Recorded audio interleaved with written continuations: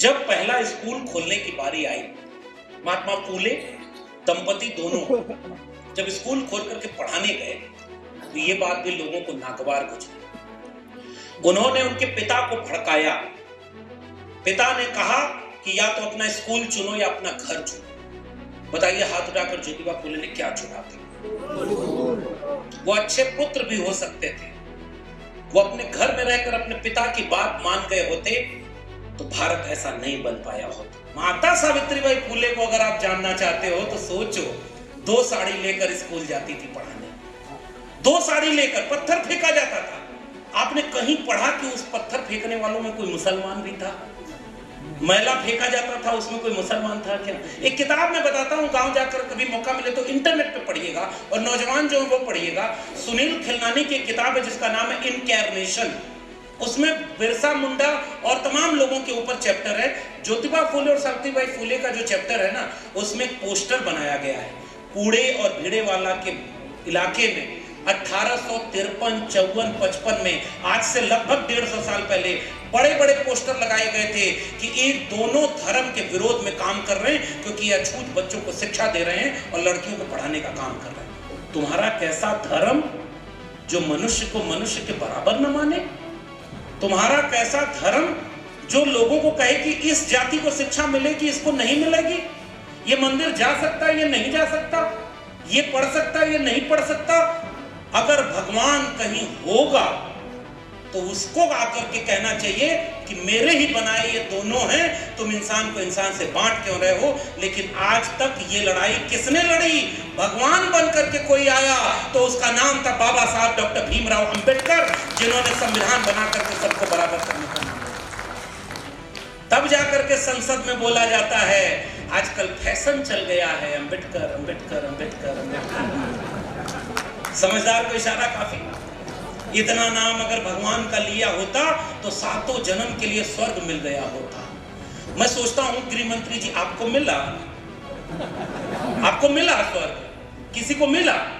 मैं ये कहना चाहता हूं कि इस देश के 90% कमेरा लोगों को स्वर्ग से बेहतर जिंदगी देने का वादा और जुबान को स्वर देने का काम बाबा साहब डॉक्टर भीमराव अम्बेडकर ने किया। वरना वोट डालने का अधिकार नहीं था। आप जाति देख करके वोट डालने का अधिकार देते थे। आप जाति देख करके शिक्षा देने का काम करते थे। आप जाति देख करके पेशा देने का काम करते थे। कहते थे बिजनेस करना इस पेशे का काम है ही नहीं। बताओ, आप मध्य प्रदेश के लोगों बहुत अलग नहीं हो।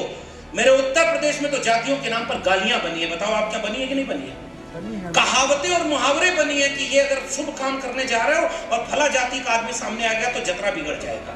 बताओ कहीं नहीं। मेरे उत्तर प्रदेश के पूर्वांचल में गाली बनाई कि अहिर गड़ेरिया कुर्मी चोर और धर सारे का टंगरी तोड़। आप सोचिए गाली किसने बनाई? किसी मुसलमान ने बनाई थी क्या? आज आप मजहब के नाम पर लड़ा रहे। ये इतिहास इस देश का बराबरी का नहीं था, बांटा गया। आपके मंडल कमीशन का विरोध किसी मुसलमान ने किया हो तो जरा उसका नाम बताना मुझे। किसी ने किया क्या? तो फिर आपको धर्म के नाम पर मुसलमान दुश्मन है। खतरा कौन है? ये बात तो समझनी होगी। हमारा खतरा वो है जो हमारे बच्चों की शिक्षा छीन रहा है। हमारा खतरा वो उससे है जो हमारे बच्चों का रोजगार छीन रहा है। और इसलिए शरद यादव ने कहा कि जाति नहीं जमात में बदलो और 90% कमेरा लोगों एक हो जाओ। अब उस इतिहास को आखिर में आपको छोड़कर जा रहा हूं। बाबा साहब डॉक्टर भीमराव अंबेडकर का संविधान एक वादा था कि बचा तो लेना संविधान को, और ऐसा भारत आप ले आए कि 2024 का चुनाव इस बात के लिए लड़ा गया कि 400 सीट चाहिए ताकि संविधान बदलना है। बताओ उसको सजा दे पाए क्या? और मध्य प्रदेश के लोगों सबसे ज्यादा ताकत किसने दी? अब मैं और कुछ कहूंगा? मैं तो उत्तर प्रदेश से आता हूं तो इसलिए थोड़ा बोल सकता हूं कि अगर उत्तर प्रदेश में आधी से ज्यादा सीटों पर रोका नहीं गया होता तो अब तक इस देश में संविधान खत्म करके नागपुर का वो संविधान लागू कर दिया गया होता जिसकी मनुस्मृति किताब। और इसलिए मैं आखिर में याद कर रहा हूं कि संघर्षों को बचाएगा कौन? क्या लौटकर सुखलाल कुशवाहा वापस आएंगे? क्या लौटकर वो पुराने लोग वापस आएंगे? बाबा साहब अंबेडकर वापस आएंगे? संसोपा ने बांधी गांठ, पिछड़ा पावे 100 में 60। डॉक्टर राम मनोहर लोहिया का नारा, उस नारे को कैसे आगे बढ़ाया हमारे वैचारिक लोगों ने। और मैं नाम ले रहा हूं, प्रोफेसर साहब जान जाएंगे तो बताइएगा, इन्होंने किताबें उस पर लिखी हैं। कि 100 में 90 शोषित हैं और शोषितों ने ललकारा है, और धन धरती और राजपाट में 90 भाग हमारा है, 10 का शासन 90 पर नहीं चलेगा। वो उत्तर भारत की परंपरा जिसमें शहीद बाबू जगदेव प्रसाद कुशवाहा हुए, कर्पूरी ठाकुर हुए, महामना रामस्वरूप वर्मा हुए, चंद्रिका प्रसाद जिज्ञासु हुए, तब जाकर के 90% कमेरा लोगों की बात हुई। और जगदेव बाबू इसी समाज से आते थे, और बिहार में सामंतियों ने उनके साथ क्या किया आप जानते हो। उनको मार डाला, शहीद करना पड़ा। वो बिहार लेनिन कहे जाते थे। आज शहीद जगदेव प्रसाद कुशवाहा के सपनों के भारत को बचाना हमारी जिम्मेदारी है। और इतिहास जानिए, वो आरक्षण बाबा साहब अंबेडकर ने संविधान में दिया ओबीसी समाज के लोगों। संविधान नहीं था तो किसान का बेटा किसान बनता था, कुम्हार का बेटा कुम्हार बनता था, और बहुत मुश्किल से कोई राजा बन पाया। जो राजा थे उनको गुलाम बना दिया। संविधान आया तो ये तय हुआ कि अगर चाय वाले का बेटा भी प्रधानमंत्री बन सकता है तो दूध वाले का बेटा भी प्रधानमंत्री बनेगा। ये भारत के संविधान ने दिया। लेकिन सोचिए आज की चुनौती, बाबा साहब अंबेडकर केवल दलितों के नेता नहीं है, ओबीसी समाज के लोगों, ज्योतिबा फूले को डॉक्टर अंबेडकर ने अपना तीसरा गुरु माना था, और वो उनकी जाति के नहीं थे।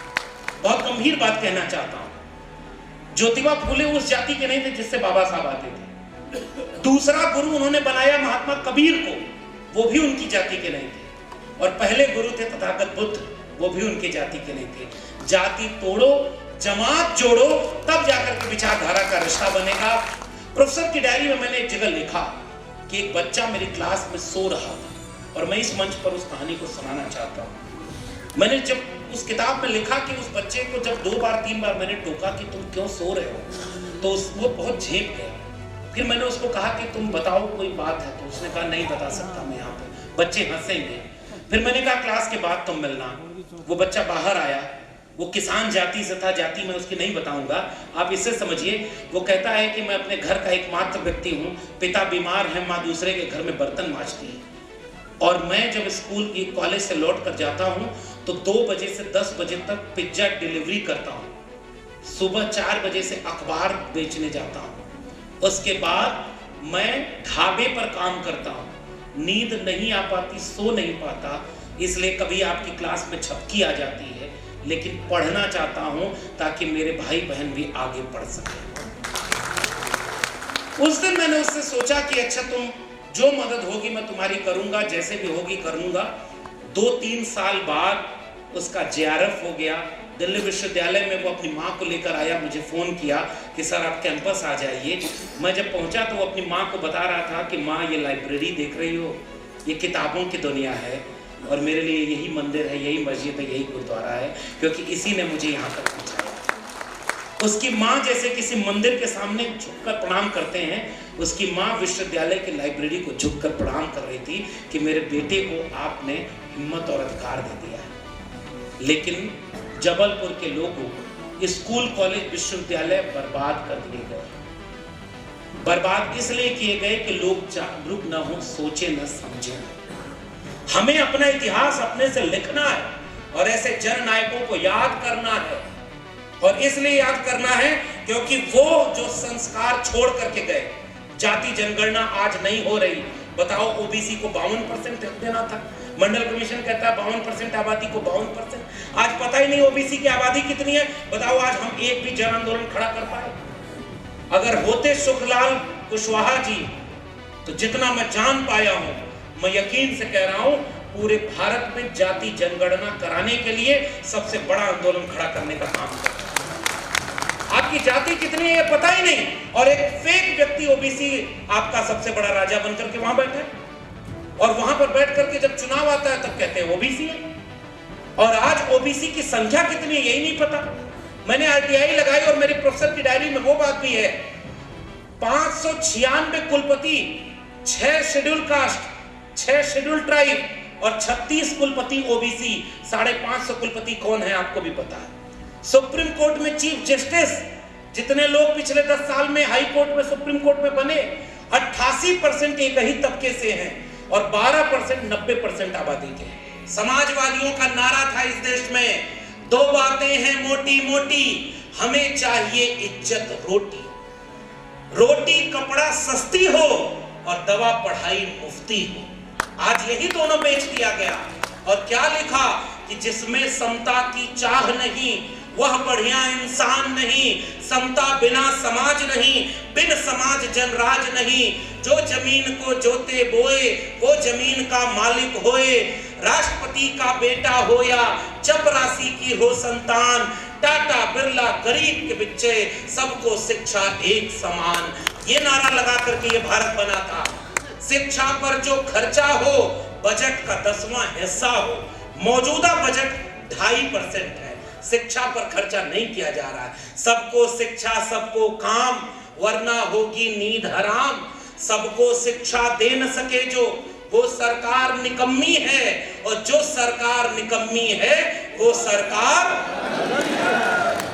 इसलिए मैं केवल ये जाके कह रहा हूं कि सरकारों को चुनाव से बदलना एक बात है, जाति जनगणना, मंडल कमीशन की रिपोर्ट, जिसकी जितनी संख्या भारी उसकी उतनी हिस्सेदारी, इसकी लड़ाई लड़ो ओबीसी समाज के लोगों। सबसे ज्यादा अन्याय अगर आज इस देश में किसी के साथ हो रहा है तो वो ओबीसी के साथ हो रहा है, लेकिन ओबीसी ही सबसे ज्यादा धर्म बचाने की लड़ाई में सबसे आगे खड़ा हो जाता है। बताइए गलत कर रहा हूं सही कर रहा हूं? ये जितनी बड़ी बड़ी दुकान चल रही है उसमें सबसे बड़ा खरीदार कौन है? हमारे ही लोग हैं। उनको पता ही नहीं, वो वहां जाकर के खरीदारी कर रहे हैं। उनको पता है, उनको जगाने का काम ऐसे पुरखों ने किया था। महात्मा फूले के विचारों को गांव-गांव पहुंचाओ। आप सबसे गुजारिश, किताबों को खरीदिए। महात्मा फूले की जीवनी, सावित्रीबाई फूले की जीवनी, जगदेव बाबू की जीवनी, महामना रामस्वरूप वर्मा की जीवनी, बाबा साहब डॉक्टर अंबेडकर की जीवनी, मंडल कमीशन की रिपोर्ट, इन सारी चीजों को गांव-गांव बांटिए। इसलिए मेरे लोगों, मैं आपसे गुजारिश करता हूं, हाकिम शहर क्यों किसी बात पर अब ठौर करे, उसकी मर्जी है, जिसे चाहे उसे गौर करे। सोचते सब हैं जरूरी है बगावत, लेकिन चाहते ये हैं कि आगाज कोई और करे। हम आपसे विचारों के रिश्ते के साथ मिलते रहेंगे, इसी उम्मीद के साथ। जय भीम, जय मंडल, जय संविधान, इंकलाब जिंदाबाद, उल गुलाम जिंदाबाद, संविधान जिंदाबाद।